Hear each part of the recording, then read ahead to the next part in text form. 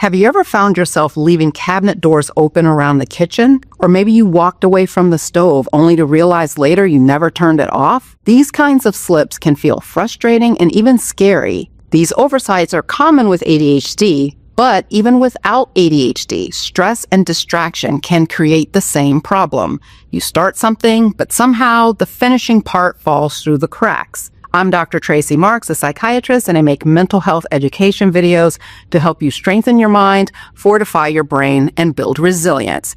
Today, we're going to talk about why your brain sometimes abandons tasks midstream, and I'll share 5 practical brain-based strategies that you can use to improve your follow-through. Here's why we fail to finish tasks. When you forget to close a cabinet door or turn off the water that's running in the sink, it's usually not because you didn't care, although your partner or roommate might think that. Instead, it's because your brain never fully encoded the act of finishing. Starting a task and finishing a task involve different brain processes. Your brain is quite good at initiating activities, but maintaining attention long enough to complete them, that's where things get complicated. So here's what happens. Your working memory, the part of your brain that holds information temporarily, can only handle so much at once. If you start cooking and then your attention gets pulled to a text message, your working memory drops the stove task before you actually finished it. You may think that you finished it because you started the sequence, but the follow-through never happened. The task was abandoned midstream. For people with ADHD, this can happen a lot because the brain struggles with what's called task persistence, the ability to stick with a task until it's fully done. But you don't need to have ADHD as a diagnosis to experience this.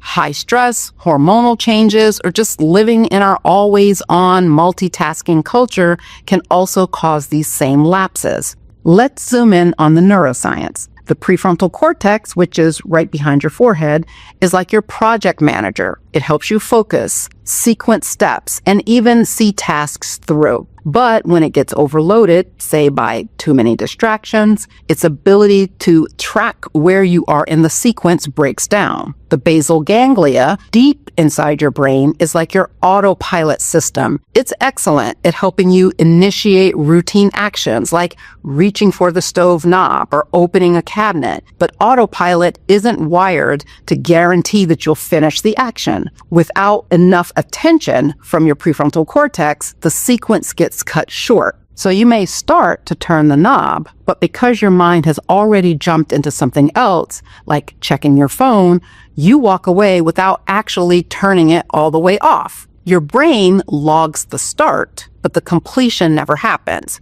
And that creates an open loop. The task is hanging in the background, incomplete. Later on, you might feel unsettled or second-guess yourself because you never marked it off as done. These kinds of errors aren't new, but they've become more common because of how we live now. We've got a task-switching culture. Our brains weren't designed for the constant interruptions of phones and emails and notifications. Each switch drains focus from the task at hand. Then there's attention fragmentation. Even when nothing urgent is happening, we carry background noise in our heads. Worries, to-do lists, the mental load of daily life. All of that fragments our attention. And then there's stress and overload. When stress hormones stay high, the brain's ability to encode and complete tasks weakens. And here's the paradox.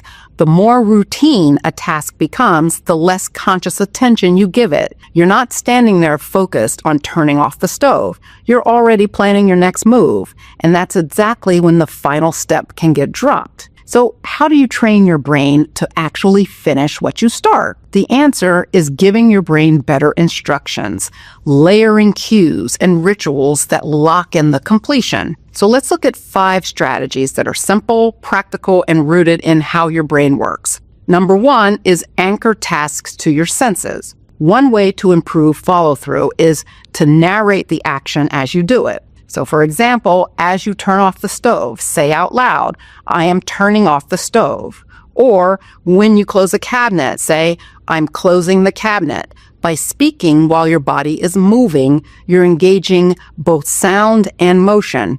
Your body feels the action and your ears hear the words, and your brain links them together. This dual input sometimes called sensory motor attention, makes it much harder for the action to slip away unnoticed. So instead of drifting into autopilot, you're holding the task in conscious awareness long enough to finish it. Number 2 is point and confirm. This one takes sensory anchoring a step further by adding an intentional gesture. After you turn something off, physically point at it and say, off. Or when you close a cabinet door, touch the door and say, closed. The act of pointing or touching creates a closure signal, a moment that tells your brain, this is done. Pairing the gesture with a simple word gives your brain multiple ways to encode the memory. Instead of depending on just one mental note, you've now got a stronger multi-sensory memory trace that makes the follow-through much more reliable. Number 3 is use anchor objects. Another way to support follow-through is to use your environment as a memory aid. So for example, after turning off the stove, you might place a dish towel across the knobs.